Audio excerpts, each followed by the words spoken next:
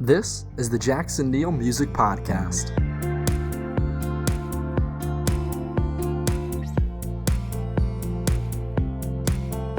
Welcome back to the podcast here for episode number 58. Today, I have Robert Blair on to talk about Rex Orange County's latest project. Before we jump into that conversation, though, I want to remind everyone that this podcast is available on all of your favorite platforms, including Apple Podcasts, Spotify, Stitcher, SoundCloud, YouTube, all of those places. Make sure to subscribe wherever you like to listen to podcasts to get new episodes every single Sunday. So, Rex Orange County recently released his latest album, Pony, his first since 2017's Apricot Princess, and decided to bring on Robert Blair, who wrote a review for the project for highsnobiety.com. I really liked Robert's review. I thought we kind of had similar ideas on the project and a similar kind of outlook on it. Where we liked it, there are definitely some highlights of this project, but there's also some other parts of it maybe we didn't care for as much. So I decided to bring Robert on so we can talk about it, see exactly what kind of general consensus we can come to with Rex Orange County's Pony. Let's jump right into it. So going into this project from Rex Orange County, what did you expect from it? What did you expect on this new album from him? Well, I must admit that when I first heard the kind of preliminary single from it, 10 out of 10, I was quite reticent about it because it was a very glossy sound that was a bit of a departure, and not a departure that I felt was welcome. I was worried that it was going to kind of homogenise his sound into sort of normal pop music as opposed to the divergent route he'd taken before. So I was nervous about that, to be honest, but I was certainly pleasantly surprised when I heard it. Yeah, definitely. I mean, you gave it a 4 out of 5, so a pretty solid review from that. So just overall, what did you think about the album on your first couple of listens and as you've been listening to it? What are your overall thoughts on it? Yeah, well, initially when I first pressed play, I was I was encountered 10 out of 10 again, and it still hadn't really grown on me by that stage. But then when the album kind of progressed through, um, I was really impressed, and I was happy to see that the things that I enjoyed about his music beforehand were still intact and had been expanded on a lot. I thought the instrumentation of the album is really sumptuous and really a lot to delve into there, and lyrically, I thought what he presented was really good as well. What about yourself? Mm-hmm. Oh, I completely agree. I mean, I do like 10 out of 10 as a track. I think that's a pretty solid opener, but I would agree that going into this, I mean, I been a pretty solid fan of his, but as soon as I press play, it's like this has quickly become my personal favorite project of him. I think it's a little too early to say whether it's his best yet or not, but I think it's just a personal favorite. So you mentioned there, the instrumentation. There's some highlights you really liked. Where exactly did these highlights occur? Where are some of the high points on the album for you? For me, instantaneously, as soon as I heard Pluto Projector, that has got to be an absolute highlight for me, just in terms of its composition as a song, in terms of the structure and the changes it goes through, and the fact that it even incorporated some sort of vocal modulation in there and stuff. And I must admit, as an old school Kanye fan and stuff, I have I've always been an absolute sucker for big strings and stuff like that, and that sort of orchestration in music. So as soon as I heard that, as soon as I knew that was present on the album and had quite a strong presence on tracks uh, what's it called again? It's the second to the last song. I can't remember what it's called. The one She Changed the World, and I Know That It's Better For It, all that, and it was all over that, and it was on Always and all that stuff. As soon as I heard that sort of orchestration, I was really excited by that, so that was definitely up there. Never Had the Balls is a song that really grew on me. The more that I listened to it, initially I was kind of nonplussed by it, but the more that I heard it, I really liked the melody and stuff like that as well. What about yourself? Yeah, I'd have to agree. I think those are definitely some of my favorite high points. Never Had the Balls was kind of a funny track because at first I listened to it and I saw the title and I had no idea what to expect going into it. Yeah. And then as you listen to it more and more, at first, it's kind of a funny premise, you never had the balls to do this. But then I think the track really grows on you as you listen to it more, and that just fun, upbeat sound he has on it. I think you described that as that synth-driven pop. It's a really cool melody he achieves on it. Yeah, definitely, and also it feeds into the kind of recurring narrative all the way through the album where he's getting inspiration from his partner who's kind of guiding him through things. Like obviously she is the voice that's telling him like this could be the best decision you ever made and stuff like that. And that sort of framing in an album which is steeped in mental health and all that kind of stuff, like having that guiding light all the way through it is a really interesting thing for me compositionally. Certainly. So yeah, touch a little bit more on that overall theme of this project. I mean, the name, the name Pony. He has that white shirt on, and just it's a pretty kind of simplistic overall theme, I guess you would say, from visually, sonically. What are you just hearing throughout this album? What do you think the overall theme of this project really is? I definitely think the overall vibe, in terms of from a lyrical standpoint at least, is all about the kind of ebbs and flows of life and like the sort of contradictions that mental health issues can bring, and like that dichotomy between having everything that he could ever want or what he envisioned being like the trappings of fame and still feeling miserable amidst all of it. Is like he talks on the final track, it's not the same anymore. He's talking about how I should be grateful, I know, but he doesn't see that. He's so blindsided by all the issues that he's kind of divulged on the other tracks on the album, like stuff like the songs where he's talking about getting kind of exploited by people that he thought were his friends and like going for dinner on my name and all that stuff, and other ones where he's just kind of in the midst of a depression. hmm I think it's that one track I think about is a stressed out. You mentioned like the going for dinner on my name and all of that. Yeah, It's you can kind of pick up on the theme in a track like that. And I think it's having stressed out right in the middle of the project is kind of a cool position for it as well. Because even though it's short, I think it really adds to that whole. Man, I thought I all I wanted to be growing up was this famous musician, and I am this, and maybe hmm it's not as great as I really thought it could be. yeah, of course. I think it does serve. It's almost like an interlude that kind of separates the two sides of the album. Because after that, he really starts to delve into his feelings a lot more. Because you go from that like euphoric high point of 10 out of 10 to gradually looking at the lower side of things.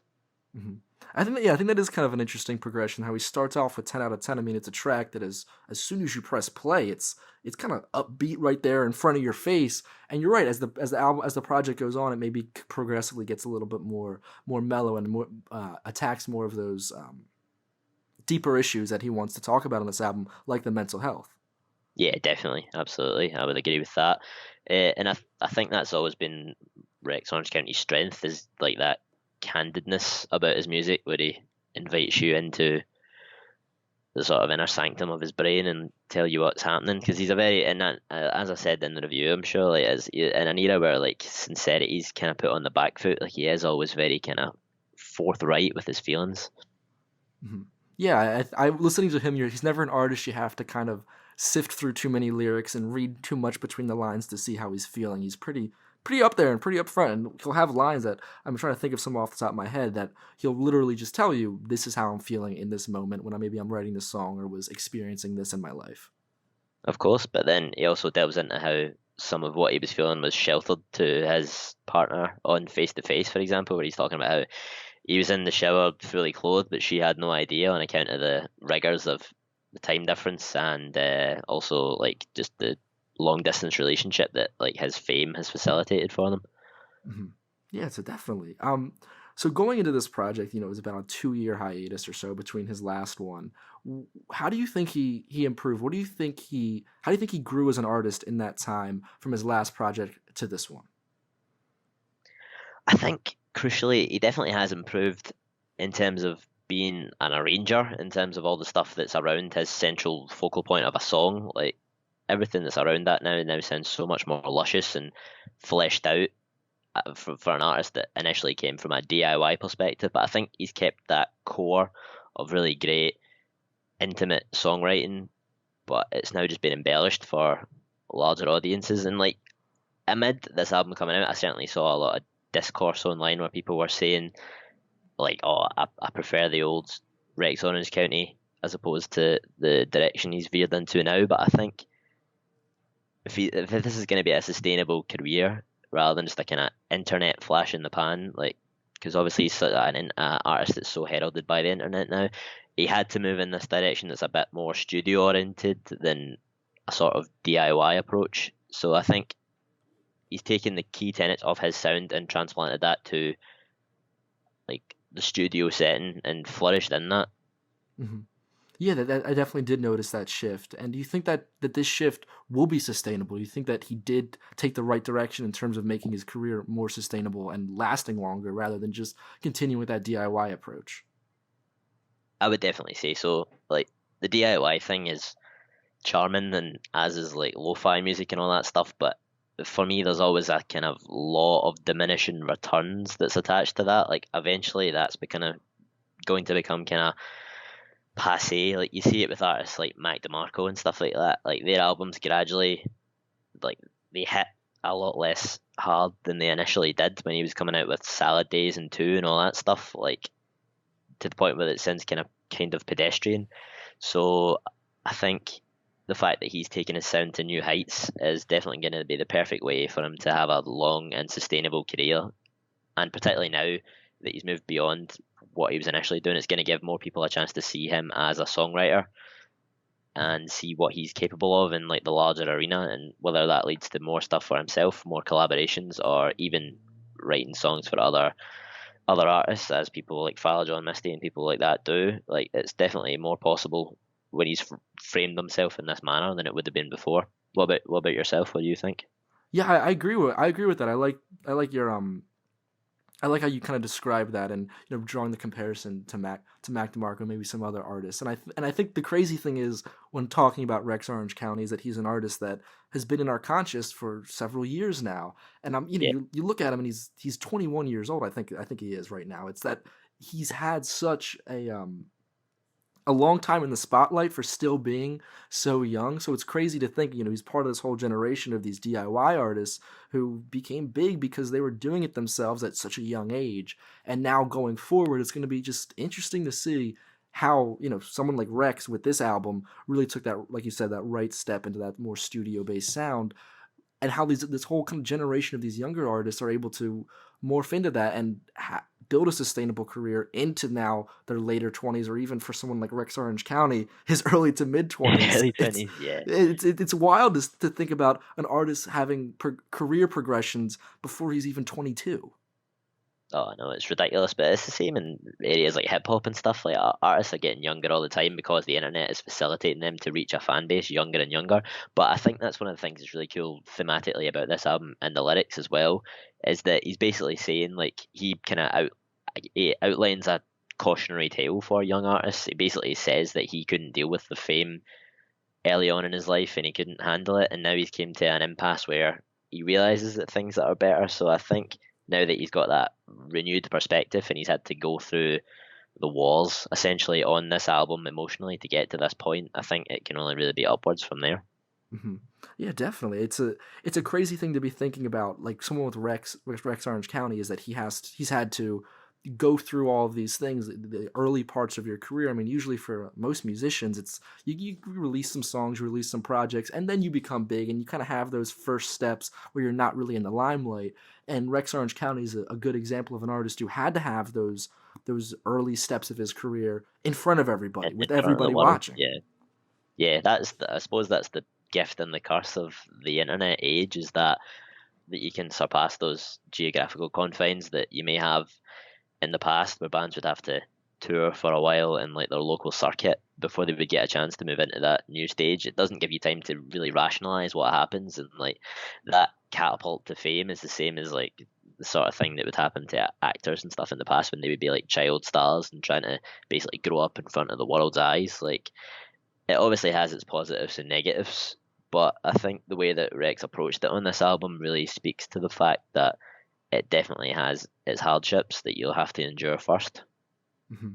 Oh, I completely agree, and I like that. I like that allusion to childhood actors. I mean, you can kind of go up with a whole list of actors who have been able to be successful at a young age and then haven't been able to make that career progression, or have and done a complete maybe career 180. I mean, a guy I'm thinking off the top of my head is someone like Sean Penn. I mean, I think of him in like Fast Times at Ridgemont High when he was a lot younger, to the point where 20 years later he's in something like Mystic River and a lot more serious of roles.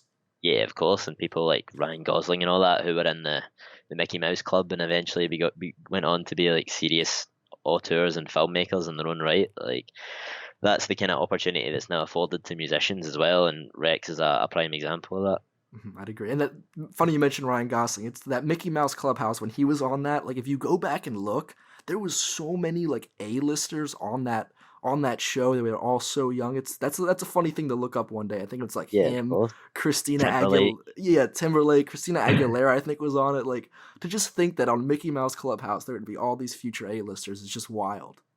Yeah, it's crazy.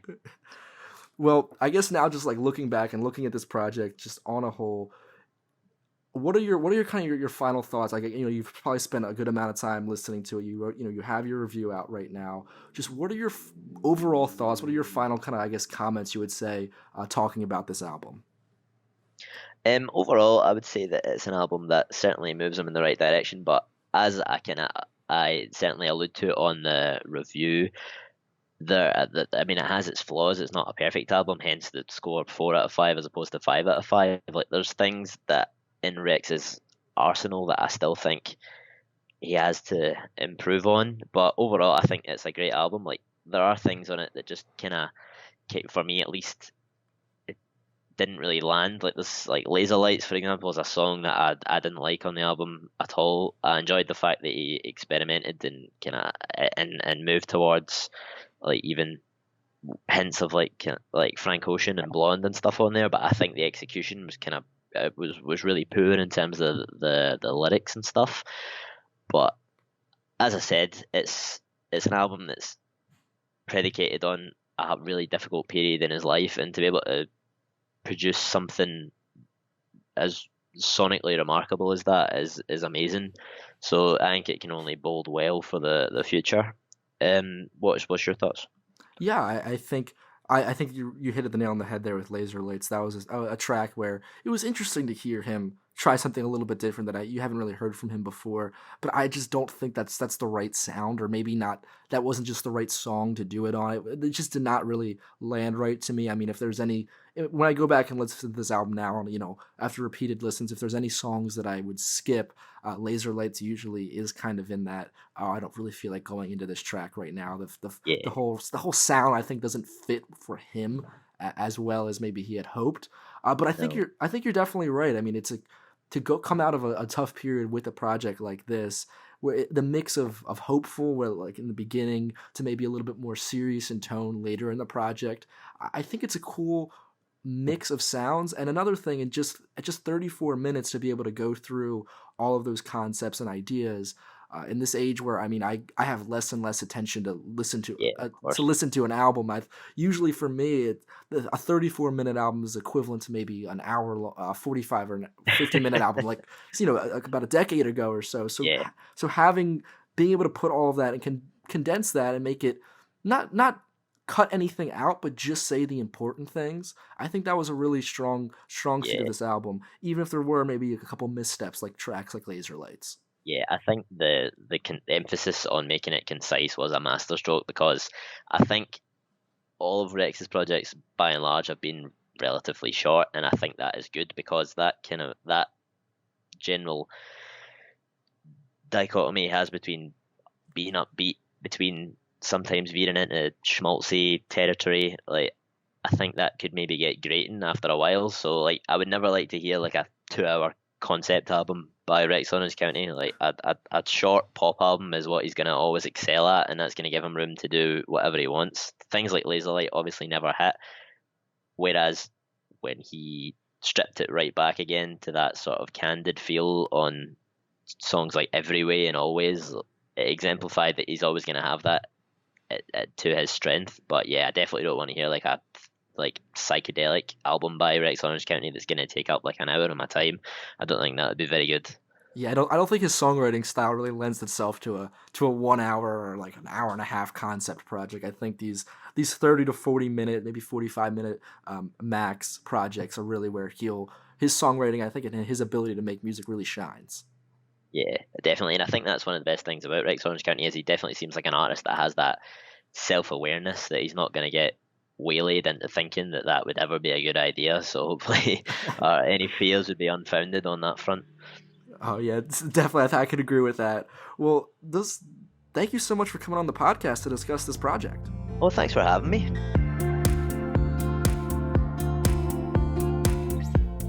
Definitely, again, a thank you to Robert for coming on to the podcast. Remember, go check out his stuff, including his review. I have the link to that down into the show notes, as well as a link to his Twitter, so you can stay up to date on all of his work.